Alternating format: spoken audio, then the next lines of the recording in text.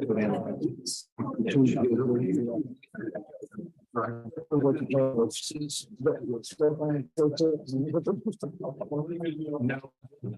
Snowman. He's down to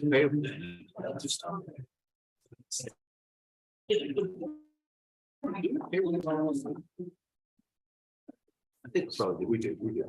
It's just not in front of us. Yes, I got accounts payable. Nope, there. You on your hot? Yeah, sorted. Well,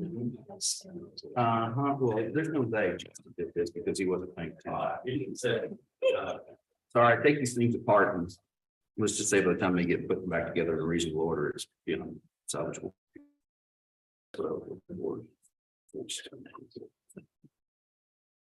Making some hands about them. There we go. There's. Wanted changes. That all goes together. Well, ladies and gentlemen, how are y'all this morning? At this time, we're going to call this regular meeting, the Hill County Commissioners Court to order this Tuesday, 25th day of July, 2023. Let the record reflect this meeting was recorded and posted in accordance with Texas Government Code 551, better known as Texas Open Meetings Act. Further, this meeting is being held both in person and online this morning. So I had to check Ms. Paula's email since I've given her vacation. I don't know why I keep doing that. It's clear that she runs the office, not me. That being said, it's clear no one signed up to speak online, so we do appreciate that. If you would, please note that this meeting has a quorum of commissioners, which is present established. Welcome, everybody. Good to see you here this morning. And before any undertaking, if we would, let's go first and invoke the blessing of the Almighty. Pastor Billy, if you would, please come on up and.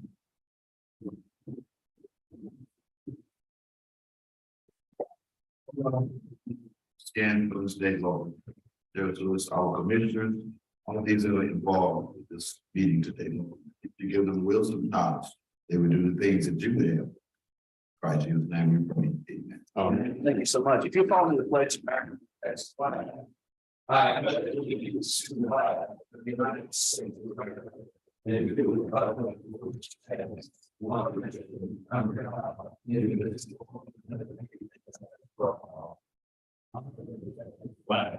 I pledge allegiance to the one state under God, one nation. And thank you all for being with us here this morning. I was looking at the full house.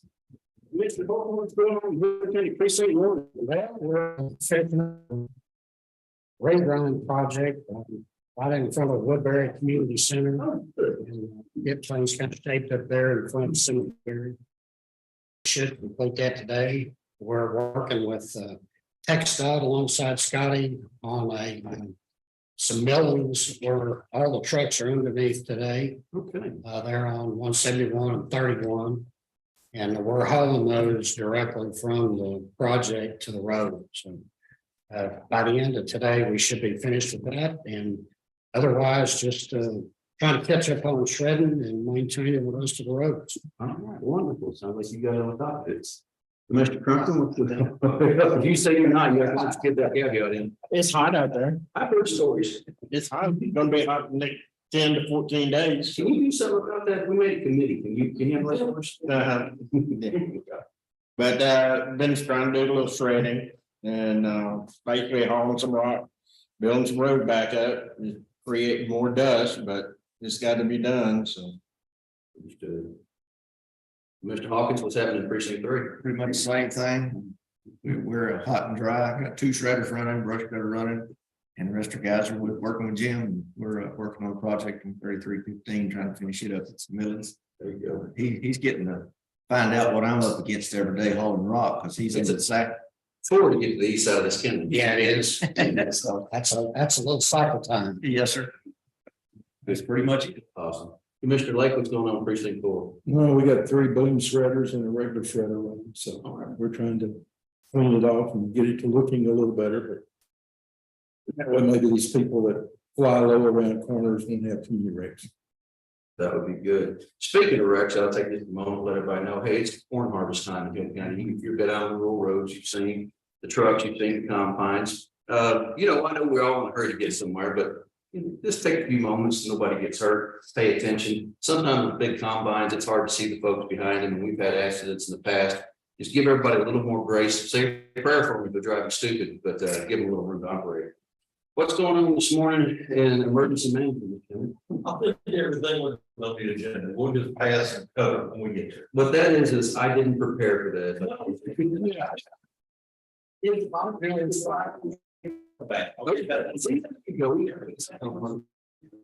So we're good. Okay, good deal. Well, if you have a radio related guy, that's what radio administrator got to say. We're still checking along, we're working to get the Encore tower, we're working with ESD 1 and 2 to get fire departments radios, which is going really good. And we got more fire departments ready to get radios and get on the system. Great, good deal. Sheriff, I saw you walk in, I know you're here. Yeah, no. What's that, Sheriff? It's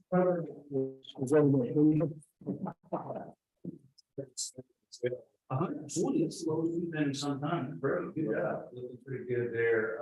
Since June the 31st, we lost 5 deputies. The schools are starting their own ISDs and typically they pay about what I get paid. Yeah. And then you go outside of Little County, inside of Little County, they're getting a significant amount more. And then you go outside of Little County and they're getting more. So, We're hoping that every solution is going to help us with some. yeah, we're hopeful that that will be. Otherwise, good deal, good to hear. What's up with the constable this morning since you're hiding in front of the sheriff? It's business as usual for us. Like I said yesterday, our patients in my precinct are, it's, You were saying a weird thing in the economy. See evictions up, but home prices are up at the same time. And I don't know what to make of that yet. But thanks for that. Judge, what's going on precinct 1, Hill County? Everything normal, work running good and stuff. That'll be good. Yeah. I don't have anything excited. Good deal. Miss Eubank, how's district clerk's office today? Anything to report? Same old thing. Same old, same old. Aaron, how things in elections? Good, just dealing with customers as they trickle in, not just, getting ready to go to the fourth grade election milestone tonight in Austin. Okay, let's not so much. Good deal. Wonderful. I know there's been some changes that are going to affect us again this year, so I appreciate you guys keeping on top of that. Ms. Parker, anything in the treasurer's office?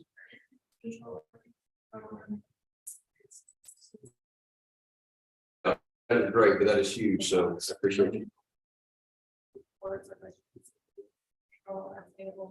Good deal. So, Heath, anything from your part of the world? Anything going on in the auditor's office? just entering the budget. Good deal, good deal. Well, we have with us a local celebrity, Mr. Adam Bain, he runs a state park over Whitney. How are things at State Park this morning? Doing good, just slow down a little bit, that's what I would do this summer, but.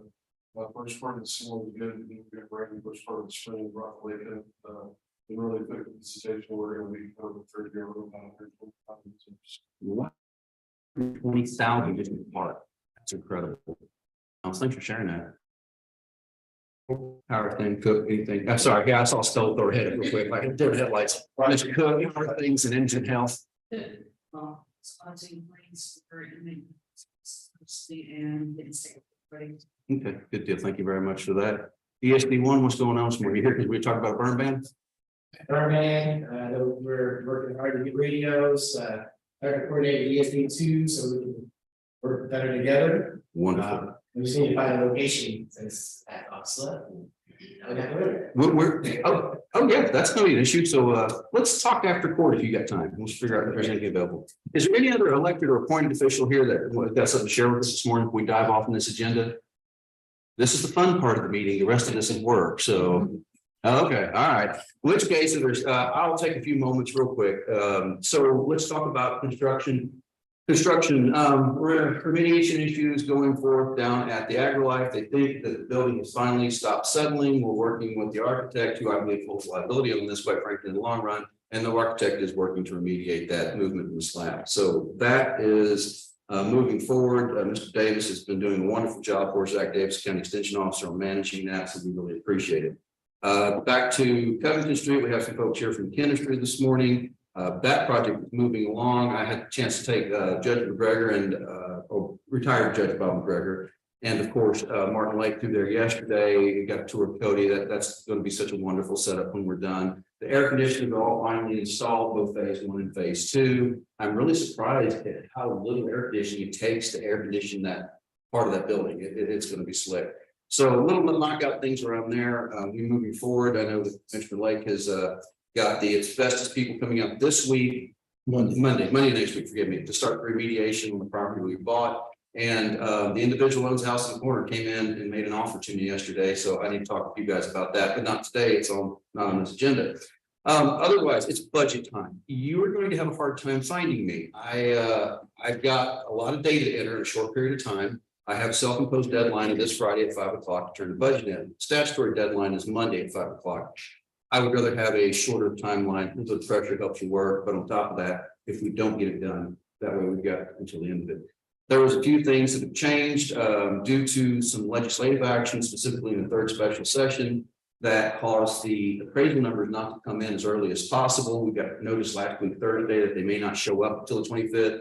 In fashion, Julie and the folks down at the appraisal district knocked it out of the park, and they sent the numbers yesterday. The preliminary look at this, I'm not going to quote it in court in case my math is wrong, is incredible. The appraised value of what it's going up. So I sent those numbers to the tax assessor collector, to the auditor, to the treasurer. It might make budgeting easier for us, is what I'm thinking at the moment.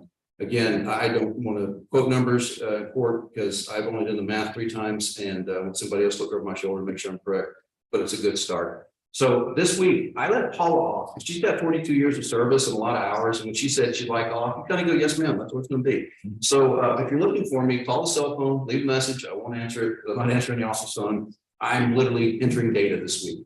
So if you need me, good luck with that. But if it's an emergency, somebody knows how to get me. Then they'll send it out to the house. All right. With that being said, we're going to move along in our agenda this morning. And our first item is to do open forum. Is there anybody that wishes to speak to the court about a subject that is not on our agenda? If so, this is your opportunity to do so. We ask, now we're modifying our rules a little bit, that you come forward and speak in the microphone. We're not trying to embarrass anybody. We've just had some complaints from the online portion that people in the audience weren't easy to hear. We want to make sure that we're being transparent. So if you've got something to say to the court or something you'd like to address with us, if you limit your comments to about 3 to 5 minutes in duration, and as we respect you, please show respect to the court. Yes, ma'am, go ahead. I thought someone said, hey, Judge. I'm getting deaf. Going once, going twice. We're going to reserve that time for later to move on into our agenda. All right, first order of business then, it's the consent agenda. Gentlemen, today you've received emails over the last 2 days, or since last week, from the treasurer's office that have the approval of accounts payable invoices. There's actually 2 different sections of accounts payable and approval of payroll. The county clerk has the minutes, and we will observe and record any elected officials training certificates, but I do not have any. Second. Okay, we motion a second to approve the consent agenda. Is there any discussion? If not, real quick, this time of year, we're paying pretty close attention to this. There's some of us due to increased costs are getting to the end of our budgets. Just for all the elected appointed officials, keep an eye on that stuff going into it. I don't want to see anybody in a position where we're, if you see a problem coming up, let us know. We'll work with you to figure it out. Anyway, that being said, I call the question. All opposed. Any abstentions? The motion shall carry unanimously. And I'm going to start passing the orders around to Mr. Jim here. Moving along to our employee wage status change today, we have 4. I will read those off to you. You will see employee wage status change for the 25th day of July 2023. We will start off. We had some late additions to this, so forgive me if the new hires and moving along is out of order. Lindsay Blanchard in the auditor's office. Welcome aboard, Ms. Blanchard. That's great. She'll be assistant auditor. Happy to see her. We have some folks that have moved along. That includes Aaron Stone with the sheriff's office. That's Spencer Batchelor with the sheriff's office. That's John Campbell with the sheriff's office. Zach Brown with the sheriff's office. Jerry Chitwood with the sheriff's office. Then wage status changes. We have an Edwin Petty at the sheriff's office as a step raise. We have Annette Kushowski with the district clerk's office as added responsibilities. Brenda Bartlett with the district clerk's office, added responsibility. Sharon Kennedy For the sheriff. All right, I'm just gonna stop and get the coffee. Need a little social lubricant there. And Mary Moon, the district clerk's office, record fulfillment, records management. So Deborah Rawson, who you've all met around here, she's a little fireball that runs around and takes records from you. And if you don't give them to her, because they are her records, you will find out. We love her, but she's studied. So Veronica Trejo and Kelsey Pierce, I believe that is all the wage status changes that I have for this date, gentlemen. And they all have been complied to meet with our county policies. So as they stand currently. Make a motion approved. All right, second, motion is second to approve. Any further discussion? Hearing none, I call the question. All in favor, say aye. Aye. All opposed, any abstentions? Motion carries.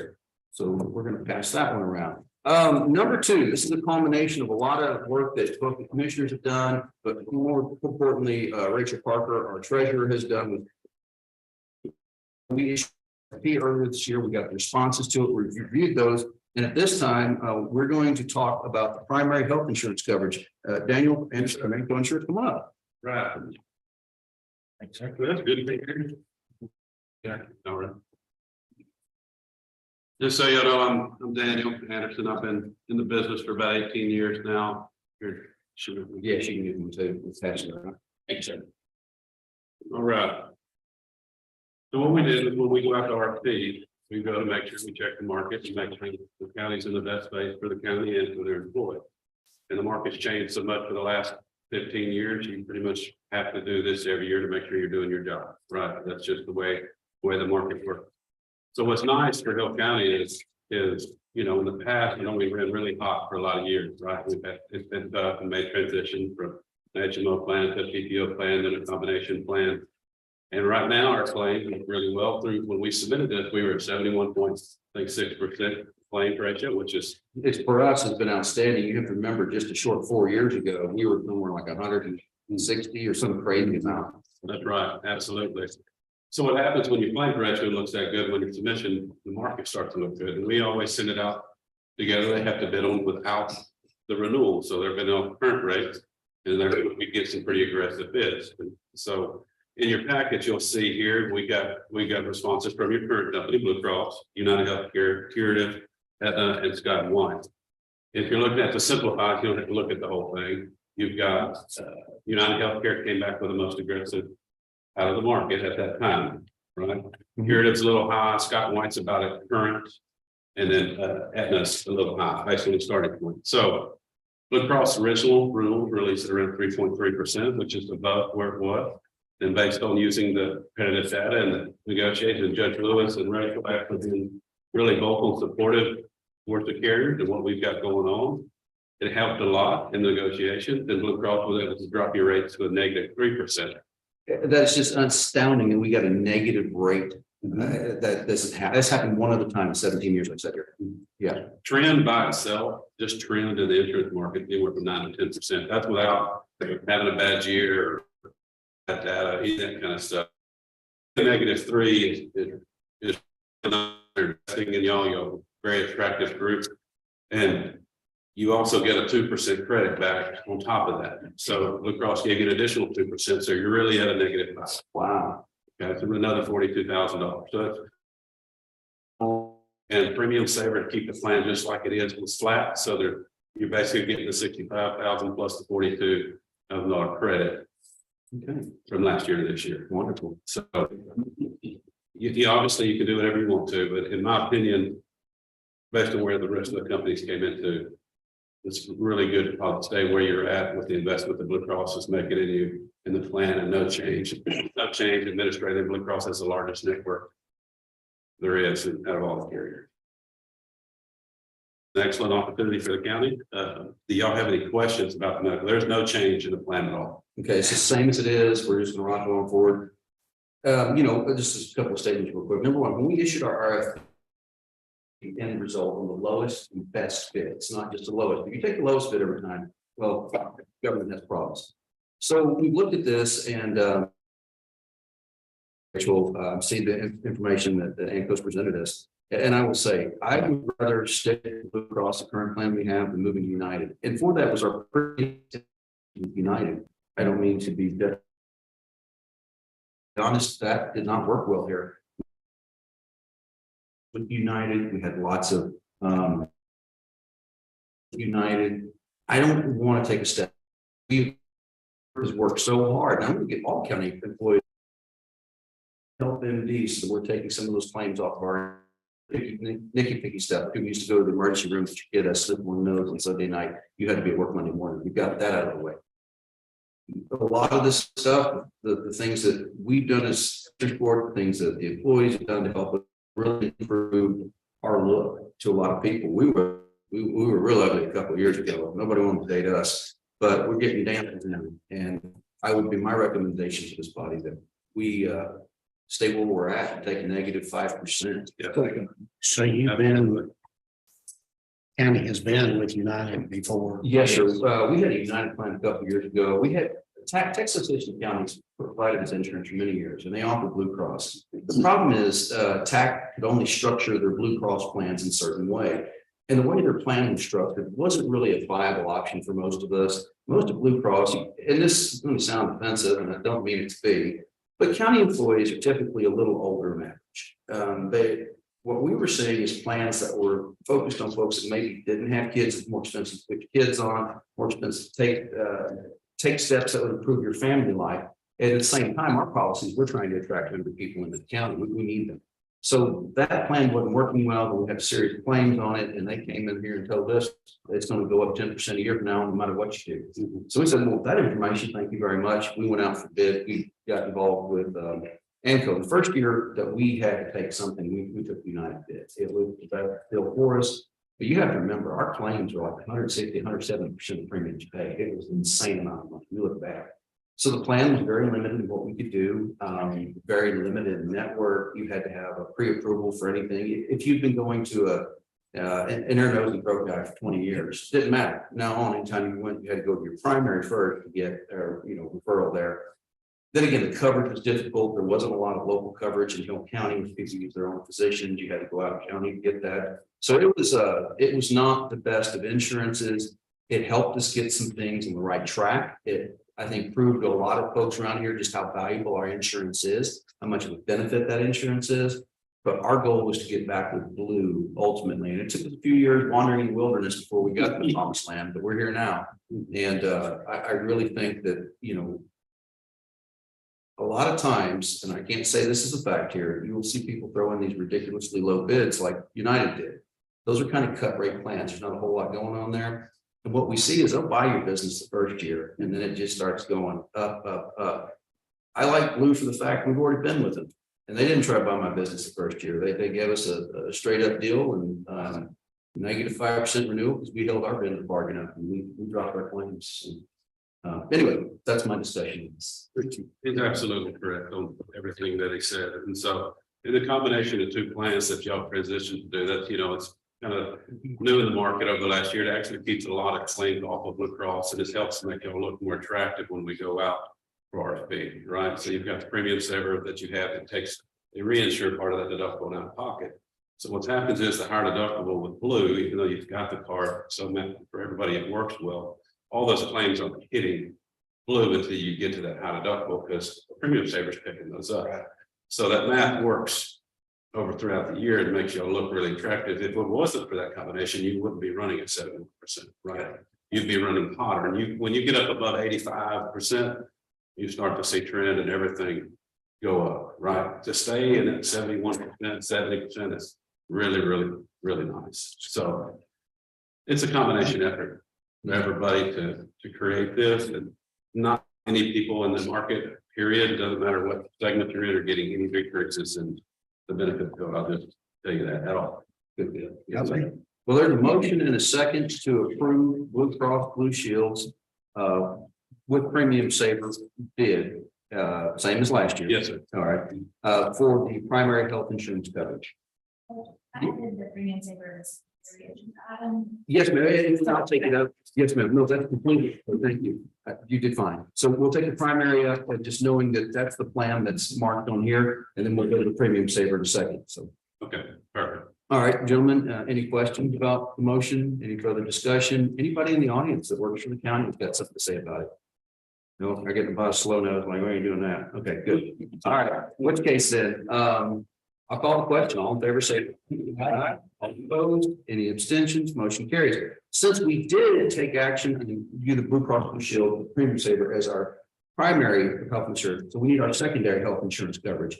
We have been advised by ANCO, and they're the ones that led us down this road, and they've been 100% right, that bifurcating this, having primary and with a slightly higher deductible, and then using a secondary insurance as a reinsure almost to lower that deductible. So it puts an onus on us. You have to go to your doctors and say, hey, we got 2 cards.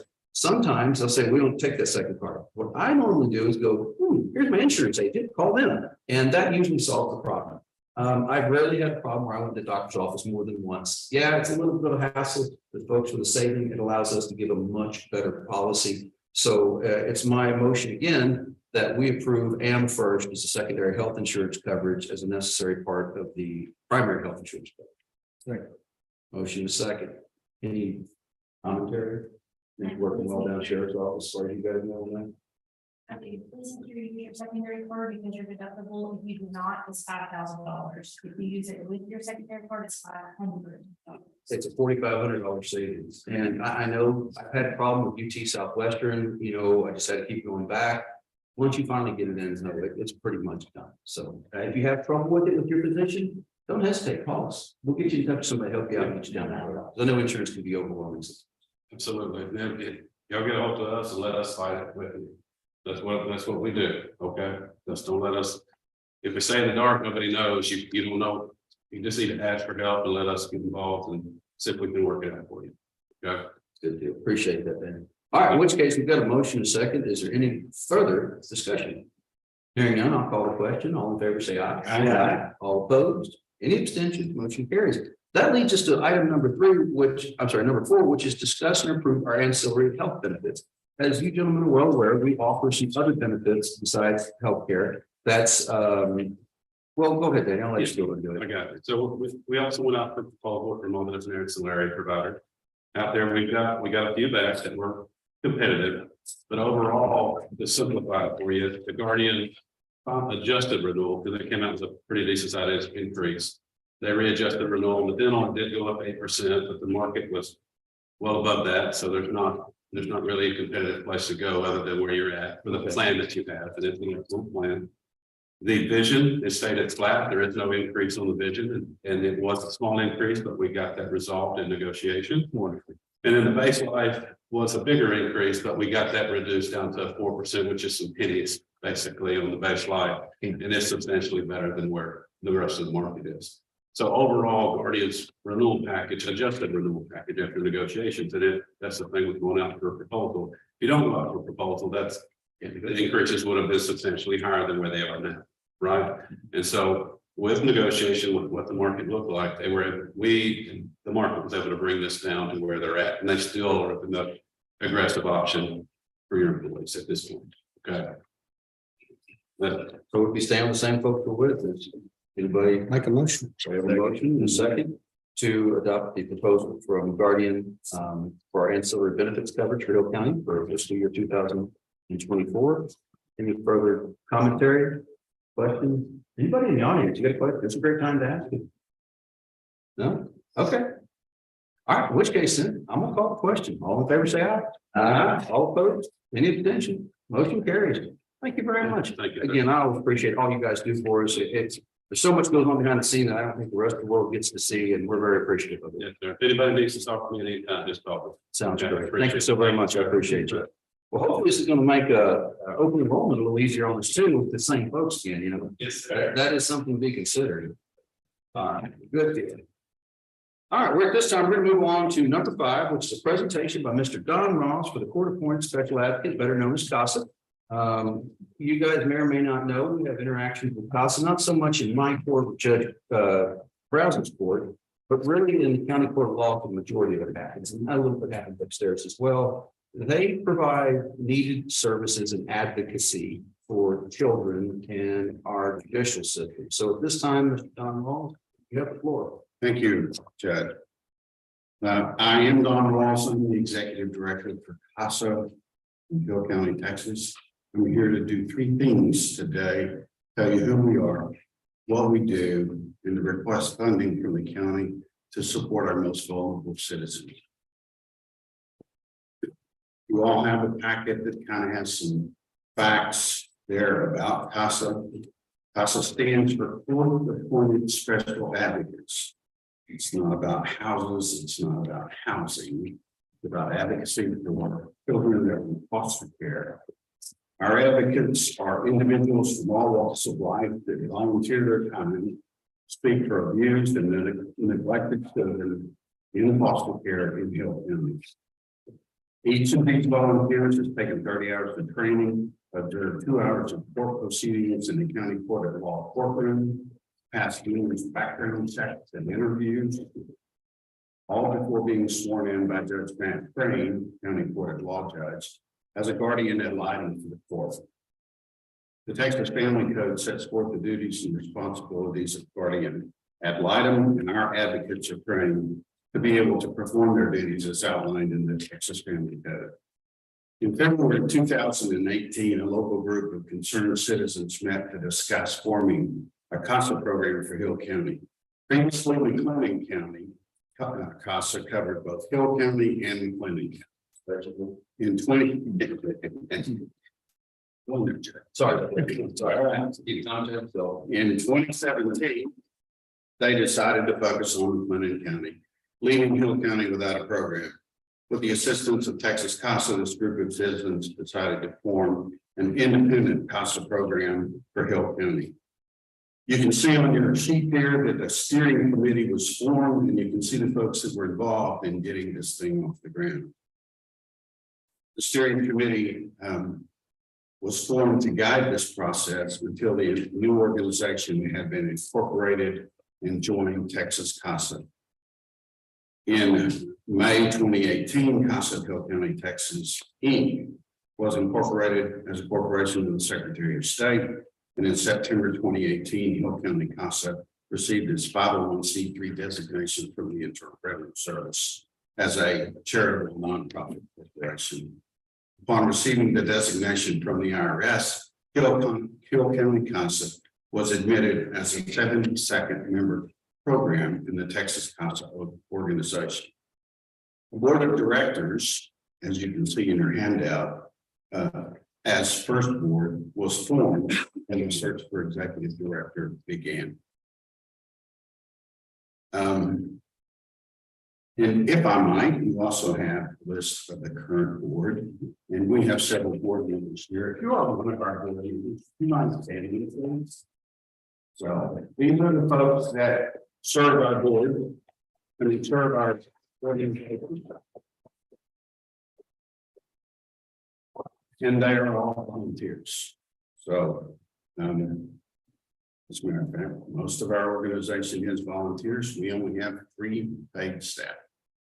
So, in November 2018, I became the executive director. We inherited one volunteer, Dr. Carol Fire, who was asked by Judge Crane to remain on her case from the McLennan Hill CASA program. In January 2019, the executive director of Johnson County and the executive director of Ellis County came to help our program as advocates and serve with us.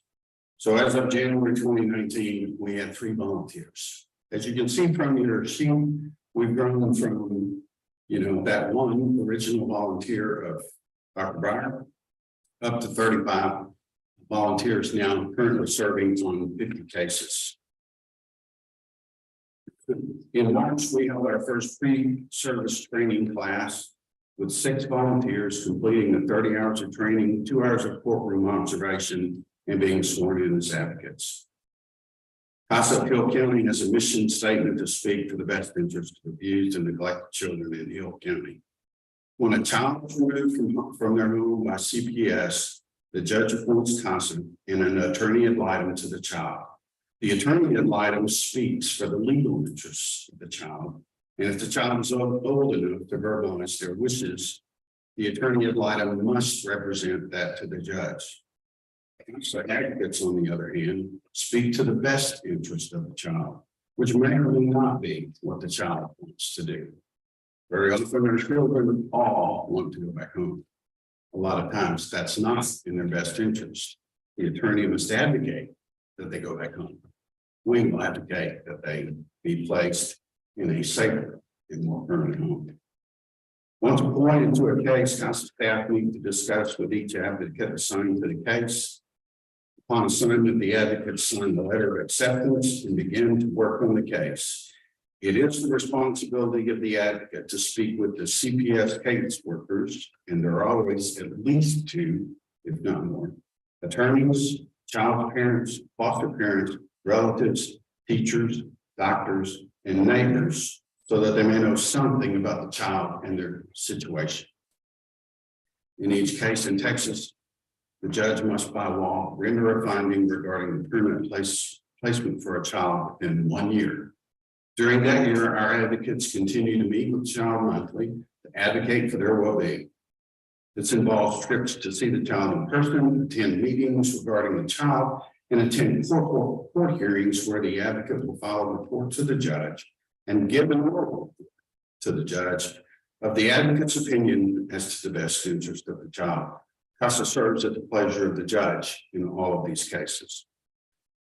As you can see from the fact sheet, we have grown over the last 4 years. We have an increased number of advocates that are serving your kids. And unfortunately, we have increased the number of Hill County kids that we are serving. My wife has the same, but for CASA. And she is one of our CASA volunteers here. And the backstory of that comment is another case where if it hadn't been for CASA, the child would have gone lacking of some physical, emotional, educational, medical, or social need. Our advocates are passionate defenders of the children we serve, and sometimes that advocacy can ruffle feathers. And yet they continue to persevere in a bureaucratic system that seems determined to force every child into a round hole. These children are all traumatized, some more than others, and some more affected by the trauma than others. But each child deserves someone that is looking out for their best interest, unencumbered by bureaucratic policies and procedures. Our advocates have, in the course of reviewing discharge paperwork on Shaken Baby, discovered a follow-up CT scan that neither CPS nor the foster placement knew about. One of our children was moved from a foster home to another and was not allowed to take his bike. In meeting with his CASA, he let her know that he had asked for several months to have his bike returned, and so the CASA spoke up in court. The advocate, in mentioning this to the judge during the next hearing, the judge ordered the bike to be returned to the young man so that he could ride with his friends in his neighborhood. It's went with mom and complete services offered by CPS. The CPS does offer services to all of our parents to help them get their kids back. But she also helped her find a local Celebrate Recovery program, encouraged her to find a local support network of people in the community and local church, found furniture and other items for their children. The children in this case were returned to the mom and remain with her to this day. And like many of our advocates still maintains contact with her and her children. And there are many more stories of advocates finding family members, advocating with teachers for accommodations, advocating for visits with friends, so that the kids may have a more normal life in their current places. Our advocates have given 2,200 hours last year in volunteer time, and none of them are paid. And they have driven 23,000 miles seeing our kids. And we have kids all over the state. So we drive a lot of miles. In CPS case, we have many players that interact with our children. But CASA advocates stay with each child until they find a permanent. Sometimes that is within the first year, and sometimes it takes several years. And sometimes those children continue to maintain contact with their CASA, even after the case is over, because that was the person that was on their side. As with any program that grows, the financial needs of the organization grow, and you can see how ours have grown over the years. Our expenses have grown every year. In addition, we are currently in need of adding another staff member to help with the support of these advocates. Unfortunately, in 2023, the grants from Texas CASA, which at the time were a main source of support, were cut by $21,000. In addition, Texas CASA is informing programs that future cuts may be on the way. There are now 73 programs serving nearly every county in Texas, and the counties provide support for their local programs. Some counties obviously can provide more support than others. I know that Ellis County, which is where I originally became a volunteer 17 years ago, has received support from their county since their inception. And interestingly enough, while Ellis County's population is 3 times the size of Hill County's population, we serve more children, more cases in Hill County. So I am requesting that the Hill County and the Commissioners Court enter into an agreement to provide $20,000 of funding to help continue to serve the children in Hill County CASA advocates, who are often referred to by the children on their case as my CASA. I have attached a sample agreement in your packet for your perusal. As you can see from the attached proposed budget, the funding from the county is only a portion of the salaries required to maintain these services for the children in Hill County. Question? None from me, but I have a much more intimate knowledge of your organization than maybe the commissioners do. I can't speak to the funding at the moment. I'm in the middle of the budget. I'll be able to tell you in about 4 days whether that's going to happen or not. But I'm inclined to it, very much inclined to it, because CASA serves a very much needed function in Hill County.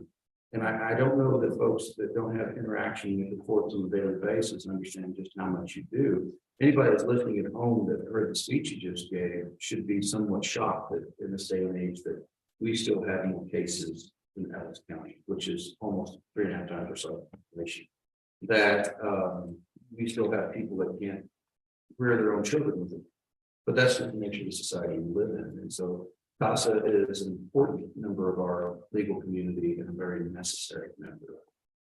So what I want to do, we've got a presentation today, so there's no action on them, but I figured you'd bring me an agreement like I said you would. So I'm going to forward that to our county attorney.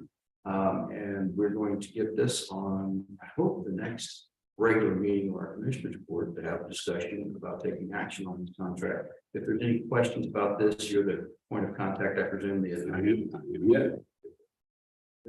Thank you. Thank you. Thank the board for all you do for the children. Again, we see you and we appreciate you. Thank you. Thanks. Thank you, Don. So anything further on that? If not, we're gonna start with the fun part. How many pins do I need to get out at once? It's only about $180 a down. It's not that much among things and necessary.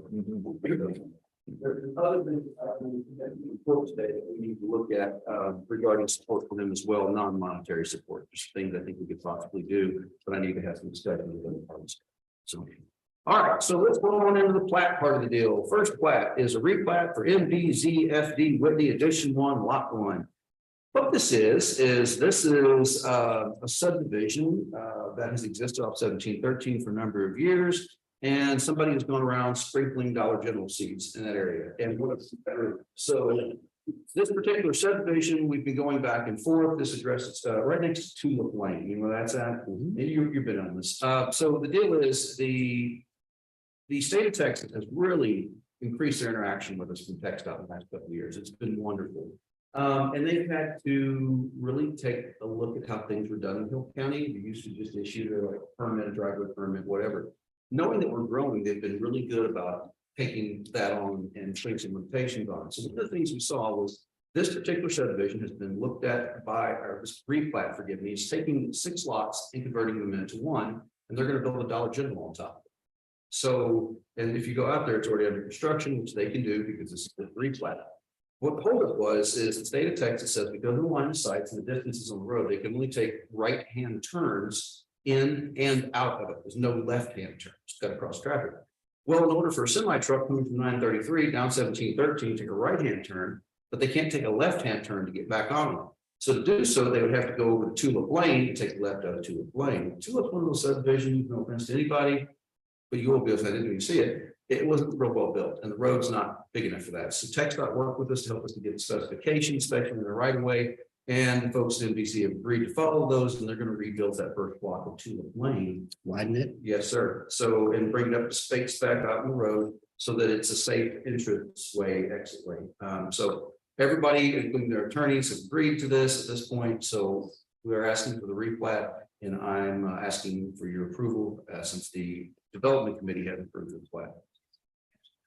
Yeah, Here in the lane traffic, you can only turn right or you cannot turn left. according to TxDOT, no, they are not. Yeah, and I don't know what TxDOT, so TxDOT manages the right of way in 1713. And they were very adamant that you cannot turn left out of that parking lot. I think the natural progression is people are going to turn left out of the parking lot. So I'm curious how TxDOT's going to address that. I don't know. No, they built a median into that plat, did they not? Or you can only, right there at the entrance, you can only turn right unless you go over me. If I'm remembering that correctly. That would be the state doing that. And they may have mentioned that. I don't have that. So here's the letter. The engineering drawings, they've got a copy. We don't keep it at this. We have those online or electronic. But here we go.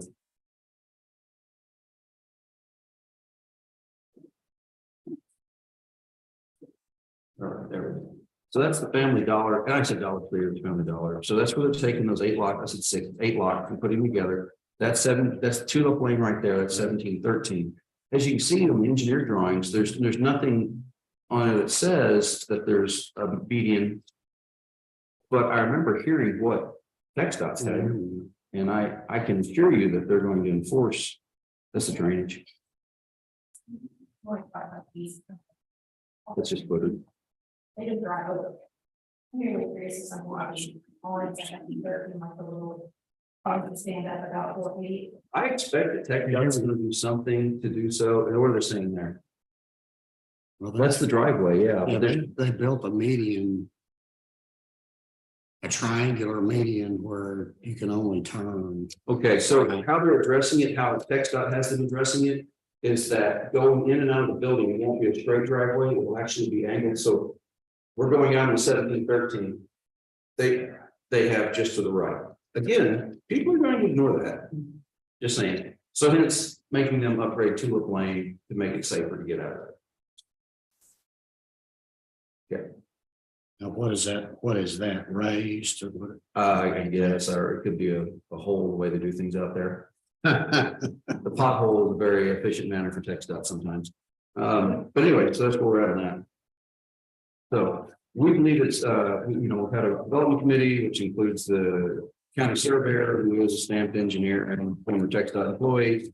Yeah, looked over and everybody's good to go at this point. So we'd recommend approval. Second. Motion in a second, yes, to approve the replat. All in favor, say aye. Aye. All opposed, any abstentions, motion carried. Okay, guys, do not leave. Instead of passing these big plats around all over this table, you have to sign this, but Ms. Paul is not here. And if you leave without signing any of these, I'm going to turn her loose on you. And there ain't nothing they can do with the sheriff's office to help you with that, right? You're on your own. Yes, ma'am, you can put that one in with that one. Let's just move them off the table for a time being. So that one's the previous one. This is why I'm giving you this admonishment, because you didn't sign the previous one. And Paula has let me know what's going to happen. But all right. Our next is going to be discuss and or approve or revised replat for White Bluff subdivision lot 72R. This may sound familiar to those who've been here before. This is where the White Bluff Chapel sits inside the White Bluff subdivision. So it's just a replat. They previously come in and asked us to combine a bunch of lots into one, and they have their reasons. I didn't ask why. And we agreed to do so. Now they're asking us to split one of those lots off and to call it 72R. Mr. Danny Boddicker is here with White Bluff folks and kind of taking this through the process. We have run it through our development committee. The development committee is giving it their blessing and we are recommending it for approval today. Anything you want to say about it? No, just let it get another one. Okay. Motion. All right. The wind is a better representative than him. Yeah. You don't miss it, do you? Yeah, you don't miss this at all, do you? All right, so we have a motion and a second from Mr. Lake. So we will, any discussion? How's things out in White Bluff? Looks like you guys are still throwing up houses left and right. Yeah, there are 28 new starts in White Bluff this year, How many? 28. 28 new And starts. there's probably that many on the books. That Continues to grow. It's growing, correct? Wonderful. All right, well, in which case, further on this? If not, I'll call the question. All in favor, say aye. Aye. All opposed? Any abstentions? Like left with that? Passes.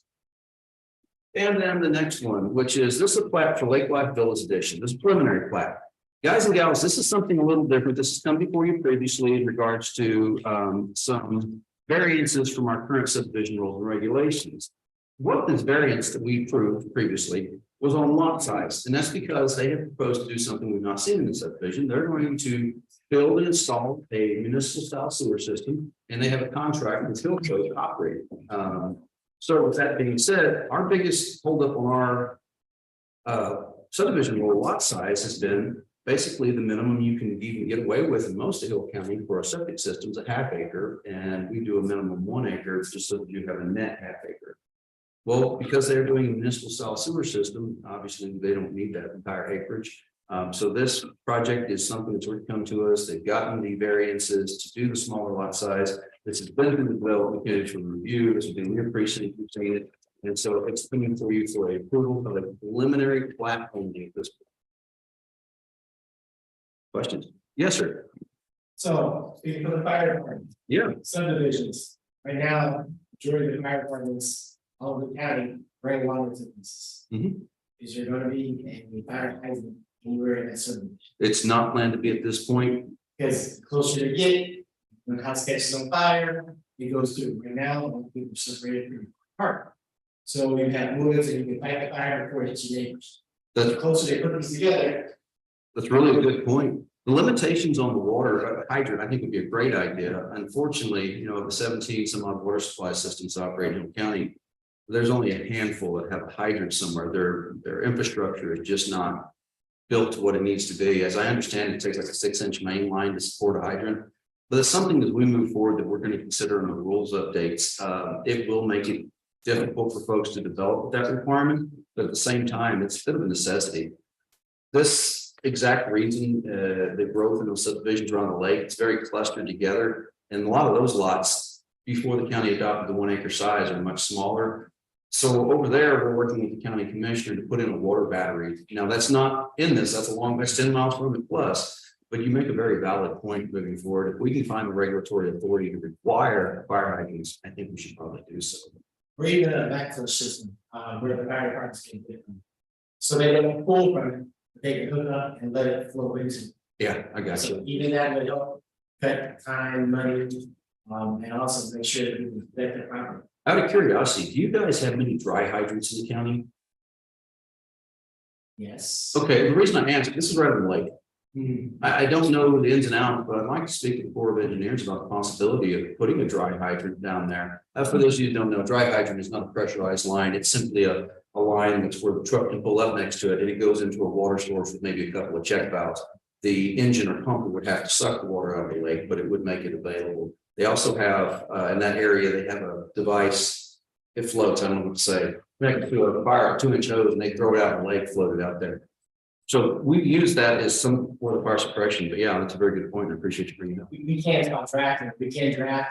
Problem is, when you get 20,000 tons of water in a truck, and you're drafting, it's safe, now it's stuck. Yeah, And then the water don't- so 30 years ago in Guadalupe County, Texas, where I came up at, they had the same problem. They put in the dry hydrants and realized, wait a minute, this ain't any good. They had to go back and put gravel base under all to support the lake. All right, well, back to the subject at hand. This is preliminary plat, Lake Life Villa Edition, and it was recommended to the board for approval today. Is there a motion? Make a motion. Second. Motion is second to approve a preliminary plat for Lake White Villa Addition. In precinct 1, any further discussion, commentary, overall thought process? Sheets, not comments, I'll take them. No, okay. All right, all in favor, say aye. All opposed, any abstentions, motion carried. All right. Next, we have in front of us the Durham report, the Hill County Community Supervision Corrections Department budget for fiscal year 2024, 2025. We have that in our packet. We've got a cover letter from Judge Harris, and it goes on to lay out the budget. I will tell you, I think that the CSCD folks have done a wonderful job. I can remember before the current group that's running it came along, that these was in the red often was asking the county for more money each year. Under Greg Mason and Doctors Tutelage, they have done really good financially, and they keep things doing well. So you see their projected FY21 budget is 1.179 million, and FY25 is for biennium a slight increase of 1.206 million. That goes into their funding. What sort of revenue sources? They're talking about for the next fiscal year 318,617 from the TDJC CJAD. And their funding isn't like ours. We have 2 or 3 streams. They've got like a plethora of them. And they go through the total funding. They're looking at taking in, that's community supervision fees, payment for program participants, interest, carryover from previous fiscal year, other revenue, which is on a detailed support schedule here you can see.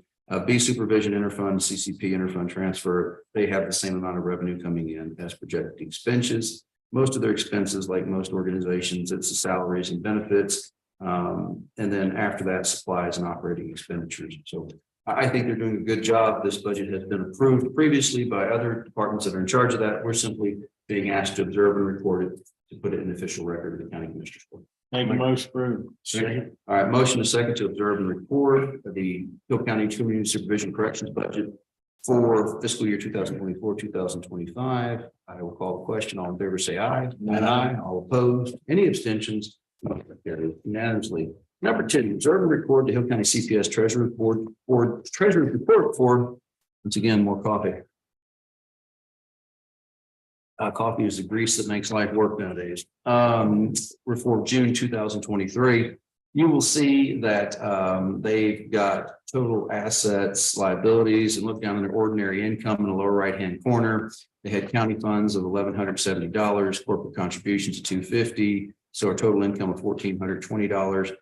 Their expenses were basically for the closet, that we maintain a closet. They're renting a place right now until their new room opens over at the Covington Street, and it will be about twice as big as their old room was. So hopefully plenty of storage. This is one of those organizations you hope doesn't grow in your county, but unfortunately it's going to. So then the special expenditures, when kids get removed from their home, middle of the day, middle of the night, whenever these folks have to go, we make sure that there's some dignity about that process and there are expenses to go into that. So anyway, long and short of things, their total expense for the month was $679.28. They got net income of $740.72, and that is the Hill County CPS Board Treasurer's Report, Trial Report for June of 2023. Make a motion. Second. Motion is second to observe and record the Hill County Child Welfare Board CPS Board Treasurer's Report for June 2023. All in favor, say aye. Aye. All opposed. Any abstentions? Motion carries. Number 11. And you guys approved the holiday schedule when I wasn't paying attention. I need to ask for an amendment for that. And the amendment is for this Monday, April 8th, 2024. I need it off. Let me explain why. There's going to be an event that's happening here, and this is serious. We have been for a year and a half treating this like a FEMA disaster. It's going to be terrible. It's going to be a full solar eclipse. It'll be the longest duration solar eclipse in the United States in 100 years. A year and a half, I became aware of this about 4 years ago. I had an uncle out in California, and my wife's uncle say, "Hey, we're going to come stay with you." I have never seen this guy in Texas. Okay, I've been up here almost 50 years. I've never seen this guy. I'm like, why the sudden change of heart? He says an eclipse. It didn't dawn on me to look that up. Well, now it has, and we're going to see our population jump from 40 some odd thousand, probably over 500,000 people for a 3-day weekend. With that, we are in a line of totality that's going to run literally across the very northern edge of my farm, south of Aquila, south of Hillsborough, on out of the county. We will be one of the best places in the United States to view this. Well, that is 4 minutes and 32 seconds under the line of totality.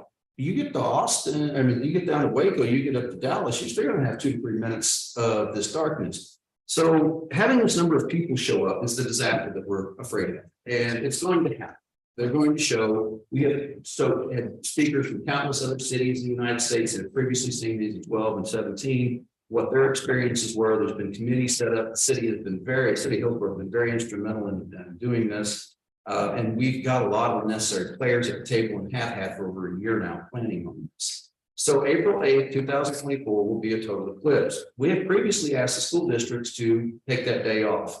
The rationale is this, very straightforward. We're not going to be able to pull additional law enforcement resources from the Metroplex because they'll have the same problem we got. We're not going to be able to pull it from the south because they have the same problem.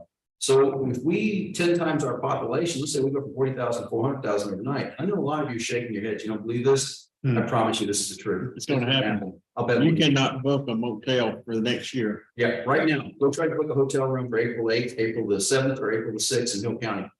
I dare you to find a room. Call me back when you find out if you do how much it costs you. I'm telling you, this is coming. If you don't believe it, shame on you. I promise you, I believe it now. And I was a doubter when this first came up. We're going to have a massive number of people. The reason we asked the schools let out, we only have so many law enforcement officers in Hill County. If we have an event, an active attack, a disturbance of some sort, and we have to send everybody to the sound of the guns, who's going to take care of the rest of the place?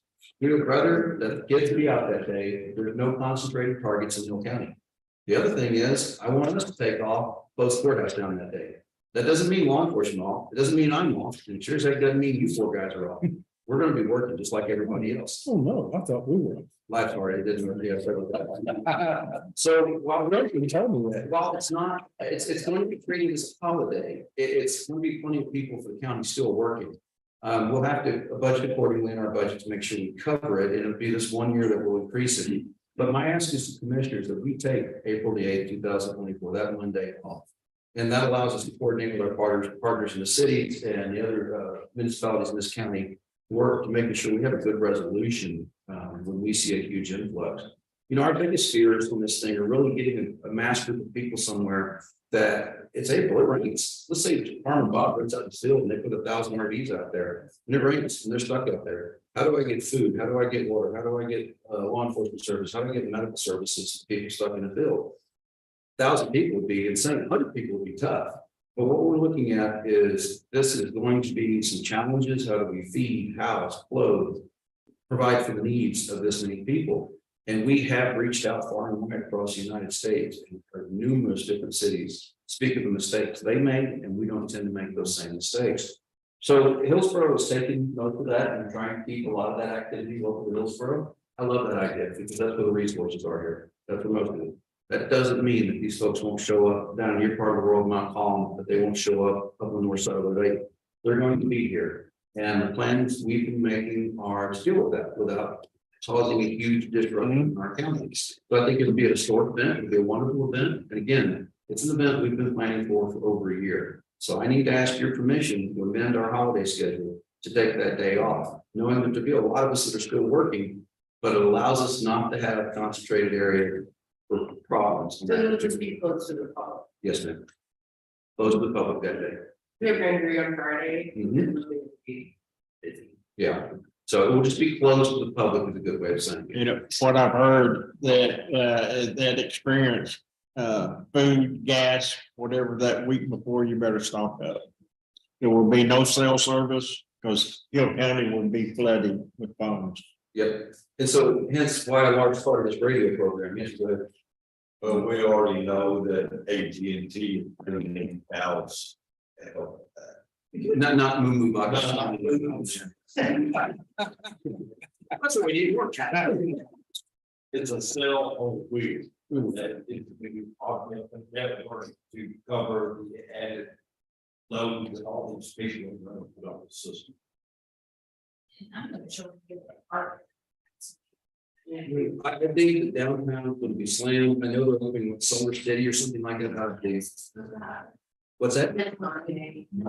It's minimum afternoon on Monday. We expect people to start showing up Saturday and Sunday, pregame, tailgate, whatever you want to call it. I don't know what the appropriate word is for this kind of event, but it'll happen somewhere in the 2 to 3 o'clock hour. 2 o'clock? Yeah. I got a day broker at. In the 2 o'clock hour on that day. Ladies, last minute, FYI. I was standing outside the square house with my solar, because we had a partial Olympics here just years ago. Yeah. We had every welding coming out of the shop, and we had looking at Yeah, that. it's all kind of fun, but you're gonna watch it less. Yeah, get them out and do cheaper. Whatever. What do you think about I mean, I don't. Somebody not to look at the sun, but I'll say it out loud. So there's lots of preparations being made for this, gentlemen. I don't mean to send some women do prediction. This is once kind of our lifetime event. At the same time, we're trying to take some precautions where we can, do some, planning that allows us, that have people out on the street, maximizes our law enforcement presence and maximizes our presence from our commissioners out about. You're gonna have people go down roads. They shouldn't go down. You're gonna have people do things that they shouldn't do. And we're going to have to help them out. And if it rains, it makes it all more fun for us. So, yeah, it's a holiday that most of us are gonna have employees working. Some of us won't, just nature of your job. But we need to be closed. We need to put the report out to business that day. Are you going to add a extra holiday or are you gonna replace one with that? I was gonna add this extra one this one time, budget accordingly. Your thoughts on that? I think that's fair enough. I mean.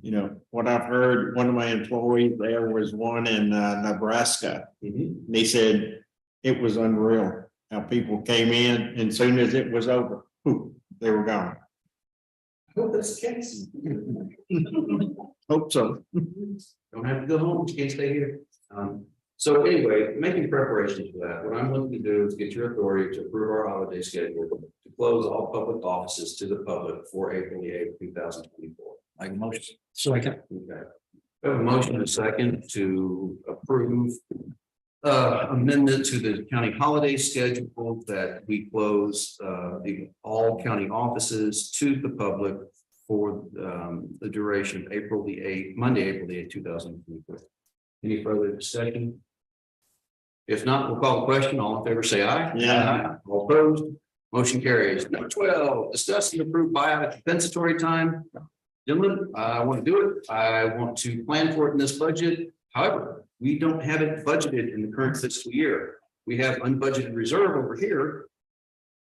I can't go unbudgeted reserve without an emergency. So my proposal is during this budget time, we do the unbudgeted reserve money to take care of this liability. We say no more compensatory time can be accumulated as of a date certain. And then October 1, the minute the new budget starts, we've already budgeted for that buyout. We use that money, then pay that off that first pay period when we're done with the comp time. October 1 being the effective date. No more compensatory time. The buyout would be, Beginning of the fiscal year. 11:59 p.m. Right. September the 30th of 2000 and Yeah. whatever, 23. So that's when the policy would go into effect. Make a motion. Okay. Second. Motion and a second to approve the amended buyout of compensatory time. And what we will be doing is bringing back the policy that will be effective September the 30th at 11:59 p.m. to end any allowed accumulation of compensatory time. That's motion second. Any further discussion? Hearing none, I'll call the question. All in favor, say aye. Aye. All opposed? Any abstentions? Motion carries. Number 13, yes, ma'am.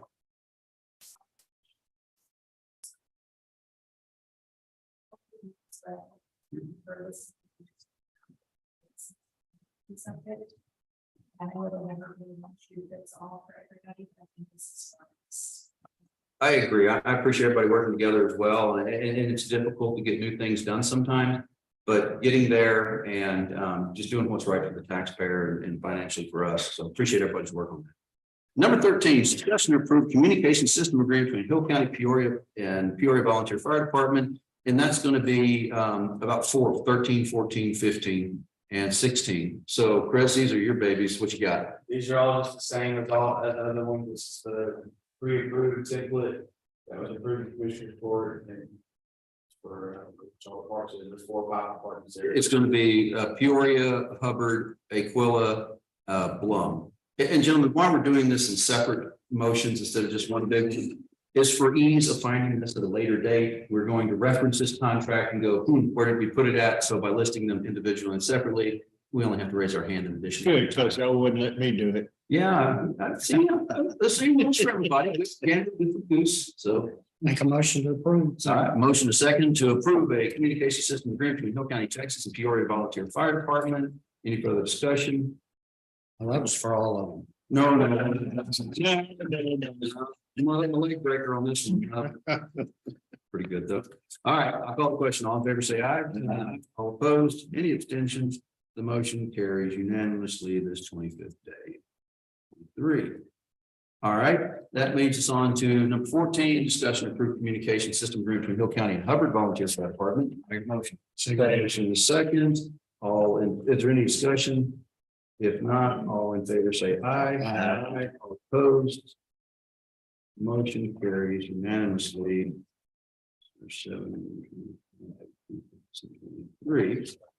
And number 14, number 15, discussion of approved communication system agreement between Hill County and Aquila Volunteer Fire Department. Make a motion for Any motion is second to approve. Any further discussion? Hearing none, I'll call the question. All in favor, say aye. Aye. All opposed. Any abstentions? None, motion carries unanimously.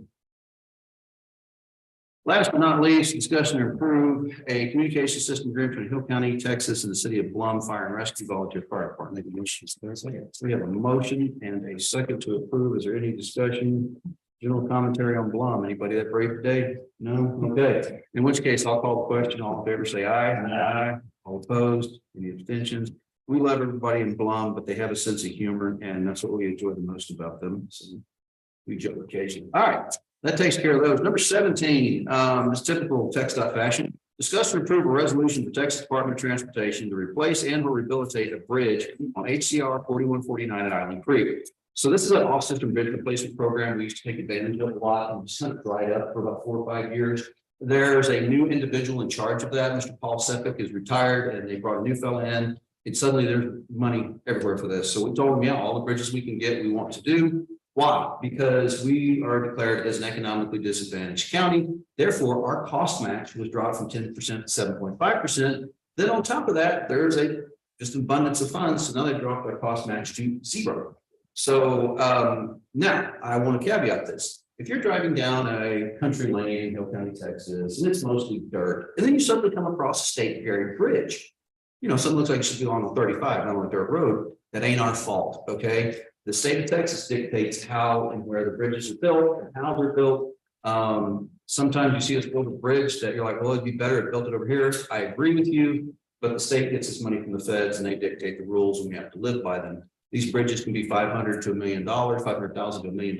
So we know we're growing. So if you see a bridge like, why is that there? Believe me, one day that would be very important to have that bridge there. So the first deal though is we have to approve the resolution. Once the resolution is approved, they'll send us the contract for Ms. Mickey to review. And once Ms. Mickey says we can sign this without any problems, then we can bring the contract forward to the board to let that, and then it goes through the process. Make a motion to approve. Second. So where is Goose Island at, man? I gotta know Goose Island Creek. Where is that? Island Creek, Yeah. that's way up in the north end of the county, right before you go to the county line on 81. Okay. It's the last gravel road to the left. You take it, Oh, okay. and then it bends back and the bridge is about as big as this table. It's in there now. What are they gonna replace it with? Just out of So curiosity. they're gonna put a big, nice 24, 26 foot wide bridge in there. Probably gonna be from one French road to the other, but that's good. All right, in which case, there's a motion and a second. Any further discussion? Hearing none, I'll call the question. All in favor, say aye. Aye. All opposed? Any abstentions? Motion passes unanimously. I'm just gonna do the paperwork now because I'm gonna be hard to catch later.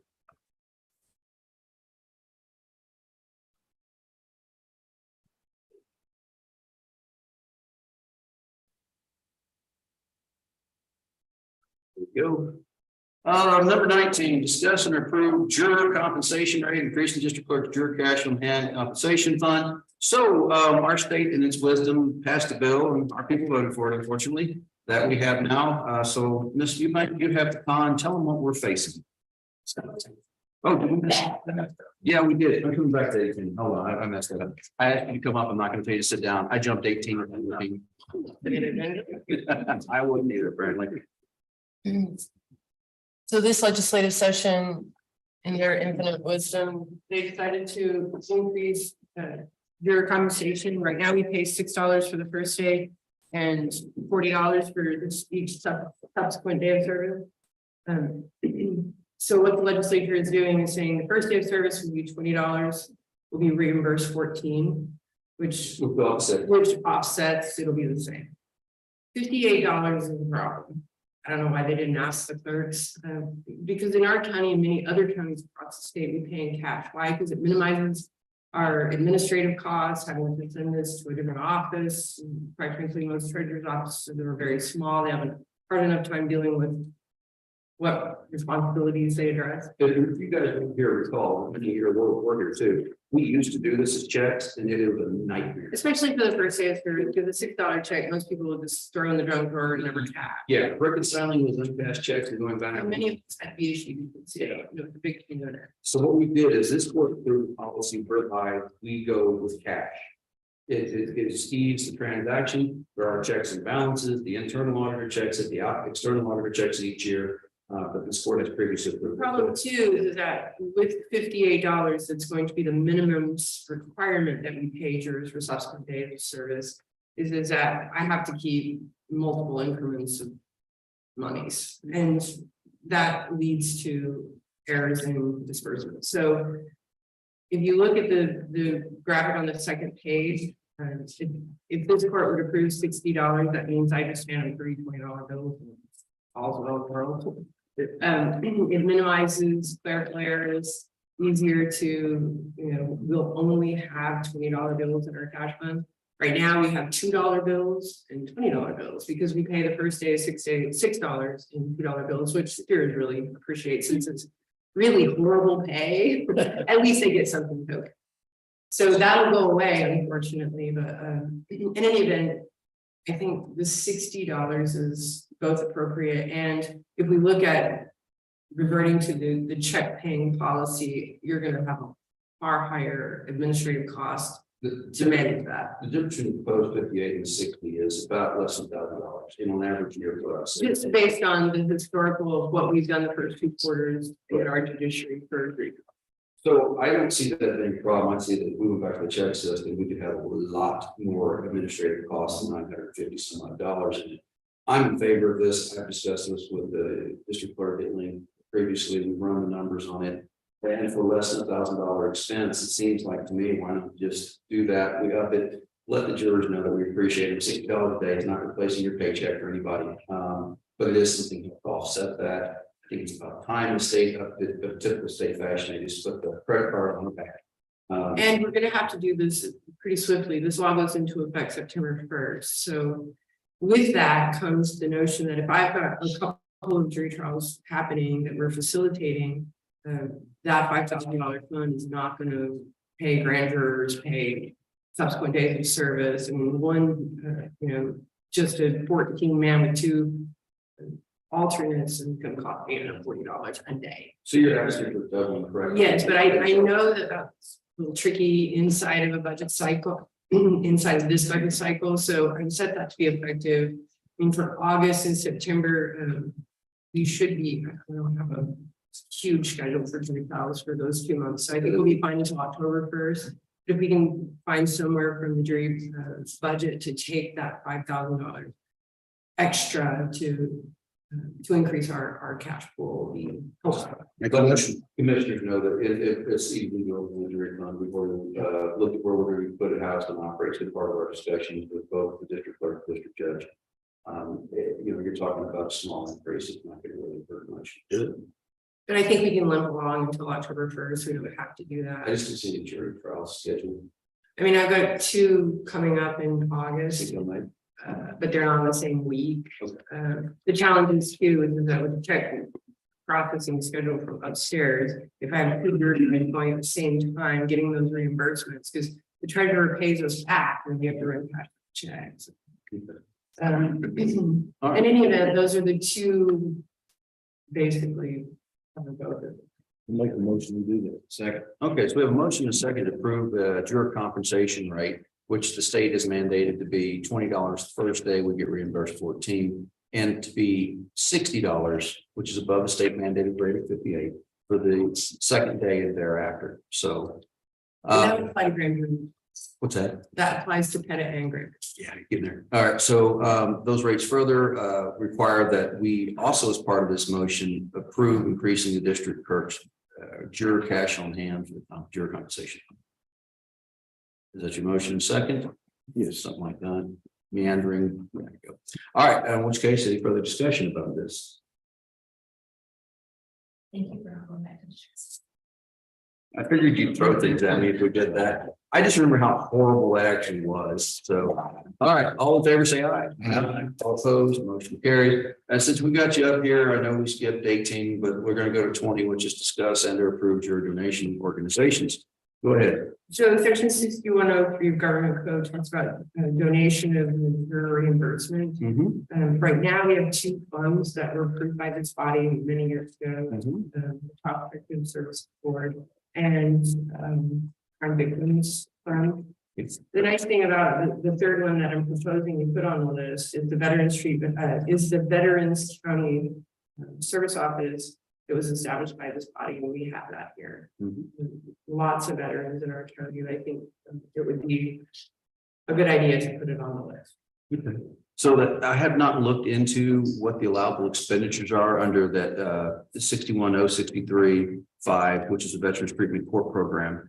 Is So it's number 6. It's the Veteran County Service Office. oh, so you're not asking for 5, you're looking for subchapter 6. Yeah, Okay, 6. subject to 6. All right. All right. So Veterans County Service. Yeah, no, We don't actually have a Veterans Treatment Court. I didn't think we did, so I want to clarify that. All right, well, in which case, no, I will make a motion to approve adding a Veteran County Service Office. This is headed up by. Anyway, anything further? Second. Second, all right, motion second, any commentary? Discussion? Or otherwise? Also, we'll make this effective because there's configuration that we have to do in our jury application, so September 1st. September 1st? Okay, all right. So we have a motion and second to approve adding a Veterans County Service Office program to the jury donation list pursuant to section 61.03, subsection 6 of the Texas Government Code. And we will make this change effective September 1, 2023. So we have a motion and a second. Is there any further discussion? Hearing none, I call the question. All in favor, say aye. Aye. All opposed, any abstentions? Motion carries. Number 18, let's go back there. So we skipped that second. Discuss and approve one vehicle lease purchase agreement for Hill County Sheriff's Department. This vehicle that is replacing another one. No, this was part of us that we were, that we had was set up for replacement. Of the 6, this one had a chip issue, so literally for got 6.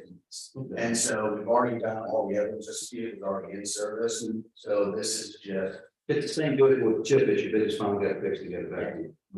That's the reason I was thinking to replace it. All right. We approved the budget for last week. Motion approved. Second.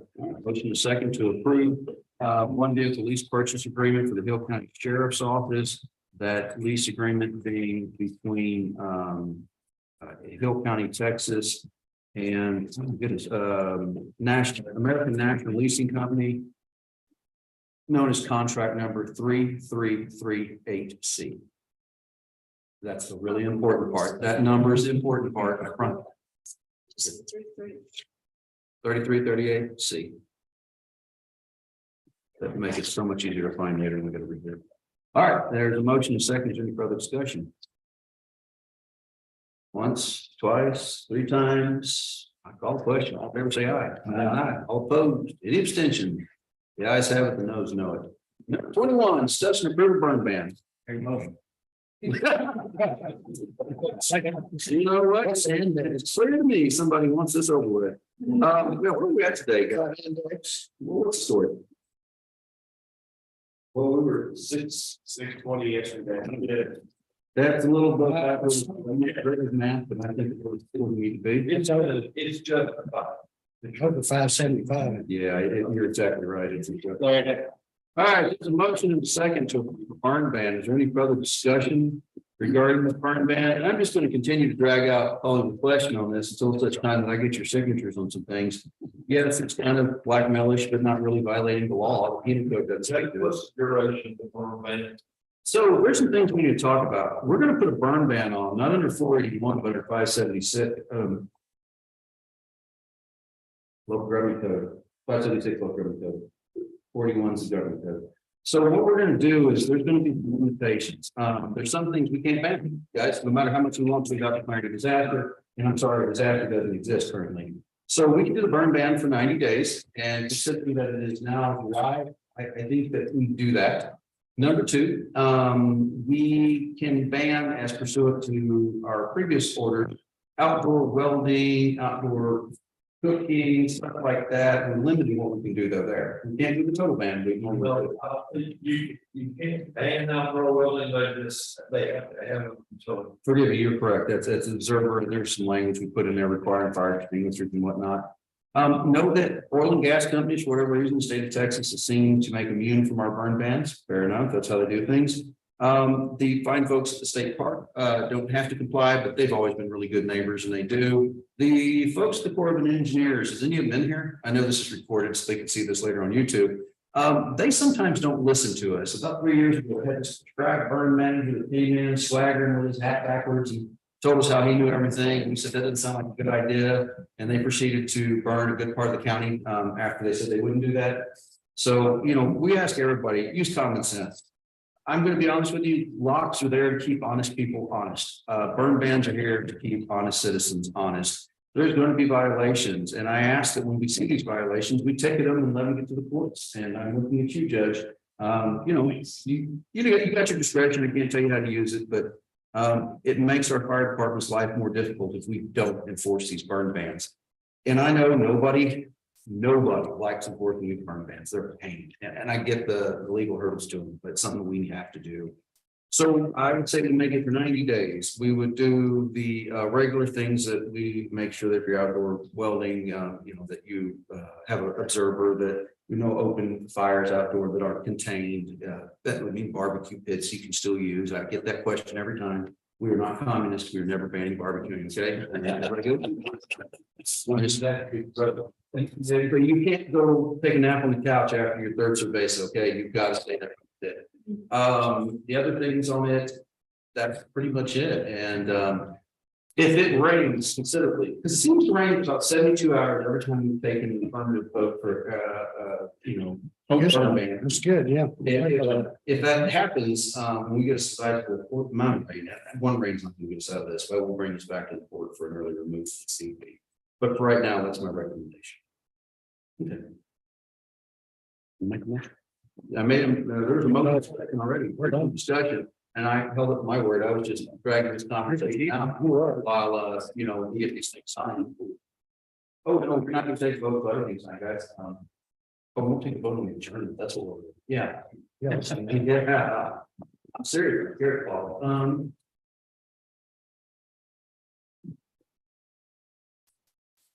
All right, we'll turn it in. I don't trust you guys enough to do that. So it's not personal. It's a question. All right, so on the matter at hand, the issue of a 90-day burn ban, all in favor say aye. Aye. All opposed, motion carried. We do not sign preliminary plats, so that one does not need to be signed. What we will need to do is next go to the White Bluff Chapel. No, just a hostage for 3 reasons. Hostage for 3 reasons. We haven't adjourned yet. We didn't know what's going on. Oh, yeah, that is important. Thank you. I'll email the resolution. All right. So in surveying, there it is. Richard, that's where we got. We're good. So there's that. Saying we didn't need signature on that. Here is the Family Dollar.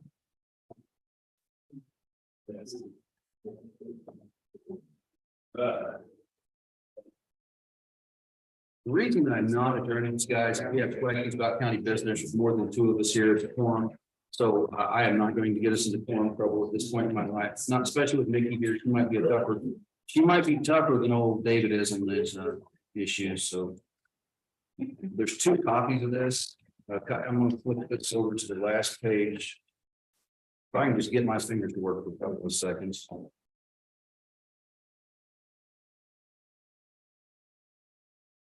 Okay, there's two signatures on that one. And then this one is going to have 2 signatures as well.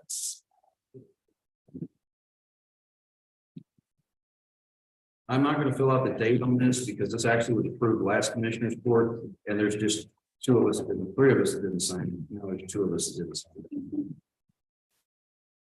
There's 2 places I sign on that. Friday was over. So we actually have one more thing, a presentation by our fine crews from industry this morning. Since everybody left the room already. Why don't you come give a presentation, which is the first item on the agenda we need to tackle. Tell us about what we're looking at over at the Vine Place, Covington Street versus what else we've got. We have compared the You need some. required at 212 West Walnut Street. Uh-huh. But it's been the extra or extra. This would be what was be affectionately known as the cat house, the house that was full of cats next door. That particular structure is, right now, next Monday, they start taking the asbestos out of it. Guilford County would have to do these things, the building needs to come down. It is going to be turned to the parking lot, it's also going to fix some oversight on this program that we didn't get originally, which is we didn't put a dumpster enclosure anywhere on the Covington Street property. Now, the bigger issue with that is, I've had to do all this stuff, these numbers, and suddenly I might have the ability to purchase the house next door to it. Back page. The one. So before we build the dumpster enclosure, can we just do demolition and flat work on this thing? Because it may be wind up, we put a dumpster enclosure, we might have more parking behind it or around it, I don't know. So what are your thoughts on that? I think for facilitating people coming into the building and being able to use that dumpster and the actual condition of, okay, we're building the actual conditions. Same thing.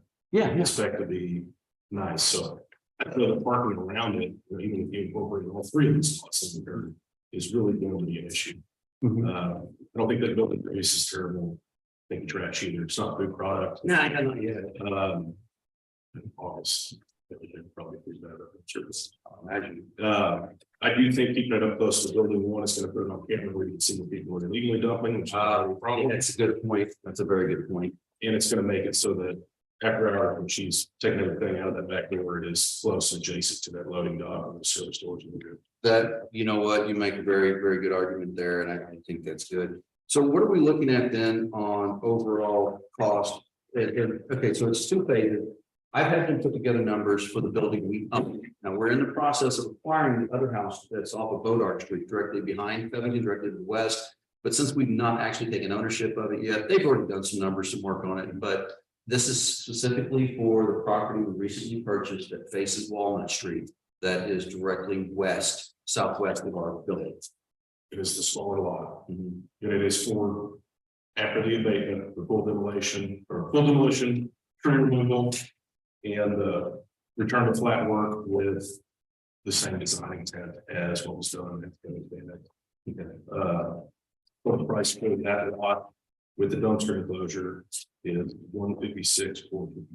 Okay, and that would be taking care of rid of the house, laying, what a quarter acre of concrete. I think it's roughly that. Don't know maybe the quarter acre. I think it's something like that. We're building the dumpster enclosure. We're using a local contractor in that proposal for concrete. Yes. Okay, wonderful. And then further on that same line of reasoning, this is being proposed to this body as a change order for the existing contracts. We wrap it up in an existing, and we'd have to add some funding to it towards the end of the project, but we have that ability for next fiscal year. Yes, ma'am. What's that? We've already taken care of that. See, that they won't touch it. We have to remediate it. So in a previous court, we approved for the survey, and then once they did the survey, they said the 14,000 remediated. So we have a company that we've used previously, ESS, no end. And they're abating it. They'll start the abatement process Monday of next week.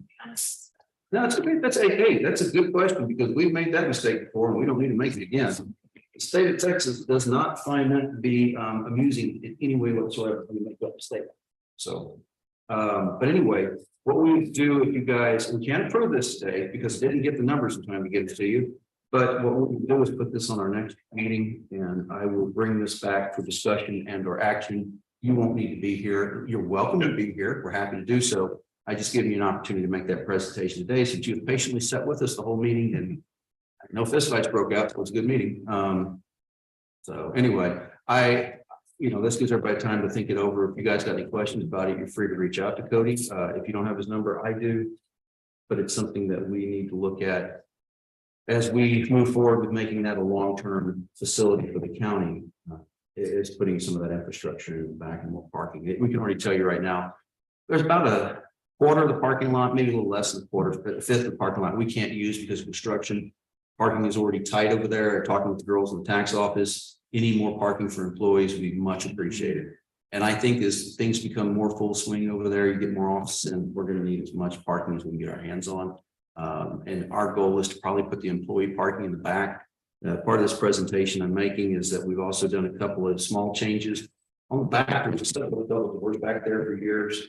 From our group said we're going to rehab those doors. Those doors are junk. They're rusted out the bottom. So we're in the process now of replacing said doors, and we're going to put a card scanner back there for the employees so they can use their cards that we're now issuing. I got the first couple of those out the other day. They look great.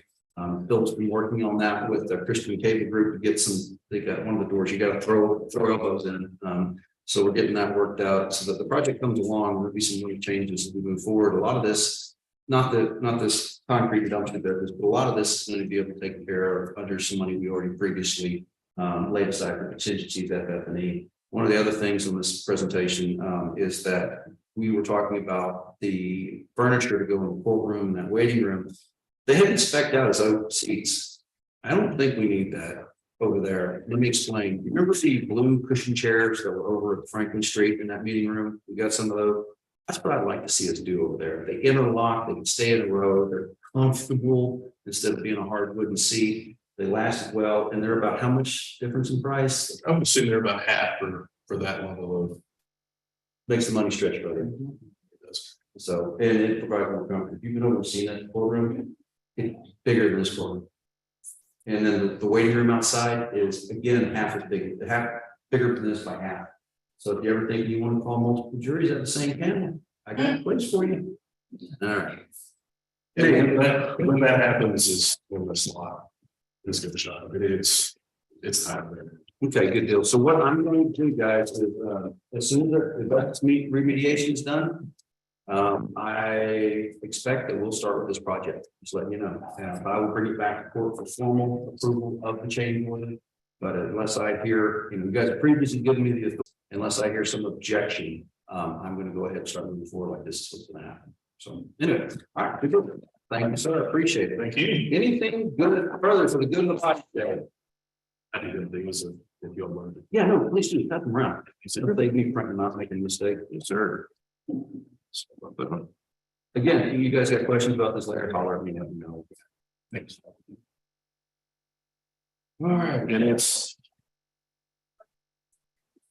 What's that, ma'am? I believe so. I think it's every Tuesday in August we'll have court. I will double check that. I think most of them in September as well. You know what? We may not. I'll find out and let you know. I know we're gonna written down. I just gotta figure it out. All right, one thing further to the good of the body today. If not, make a motion to adjourn. Motion to adjourn. We stand adjourned. Thank you very much, Cody.